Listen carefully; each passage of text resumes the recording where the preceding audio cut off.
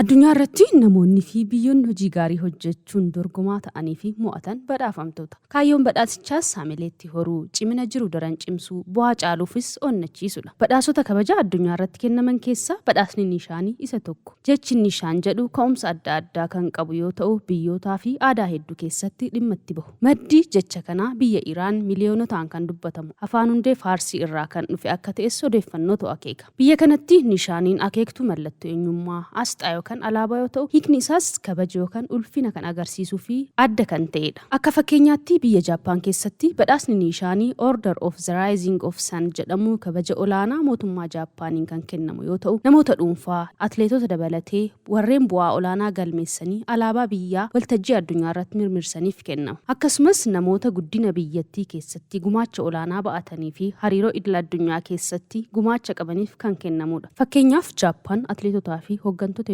Itoophiyaaf badhaasa kana kenniteetti. Jaappaanitti Nishaan jechuun aduu ba'aa jirtu akka jechuuti. Biyya kanatti badhaasni Nishaanii namoota addunyaa guutuutti tajaajila addaa kennaniif kan kennamudha. Addunyaa irrattis biyyoonni garaagaraa badhaasa Nishaanii sababoota adda addaan ni badhaasu. Kanneen keessaa damee ispoortii, saayinsii, diinagdee, aadaa fi dameewwan biroo keessatti namoota gumaacha guddaa godhaniif laatama. Tibba kana ministeerri muummee Indiyaa Naareendiraa Moodii daawwannaa hojiif Itoophiyaa dhufuun isaanii ni yaadatama. Kanaanis sagantaa affeerraa irbaataa keessummaa kanaaf qophaa'e irratti ministeerri muummee Abiyyi Ahmad gita isaanii kan Indiyaa Naareendiraa Moodii badhaasa Nishaanii kabajaa olaanaa badhaasaniiru. Moodiin badhaasa kana booda haasaa taasisaniin biyya addunyaarraa qaroomina duraanii hedduu qabdu kanarraa badhaasa kabajaa kana argachuun koo hedduu na boonsaa. Itoophiyaan biyya leencotaatii akka qe'ee koo jirutti natti dhaga'ame. Sababni isaas qe'een dhaloota koo Gujiraat Indiyaa keessaa qe'ee leencotaati jedhan ministeerri muummee Indiyaa Naareendiraa Moodii. Badhaasni Nishaanii kabajaa kun kan lammiilee Indiyaa waggoota hedduu darban keessaa hariiroo Indiyaa fi Itoophiyaa warra eegalanii fi cimsanii dhaaban hedduutis jedhan. Itoophiyaa fi Indiyaan durii kaasee michummaa jabaa akka qabanis siman. Michummaa dippiloomaasiin cinaatti barsiisonni Indiyaa kumaatamni kutaalee Itoophiyaa garaagaraa keessa barsiisaa akka turanii fi har'as akka barsiisaa jiran sirnuma badhaasaa kanarratti ibsan. Qaroomina durii biyyoota lamaan wal isaan fakkeessus jiraachuu eeruun daldalli Itoophiyaa fi Indiyaa waggaa 2000 dura akka jalqabe siman. Uummata Itoophiyaa fi ministeera muummee Itoophiyaa Dr. Abiyyi Ahmad badhaasa kabajaa kennameef kanaaf galateeffataniiru.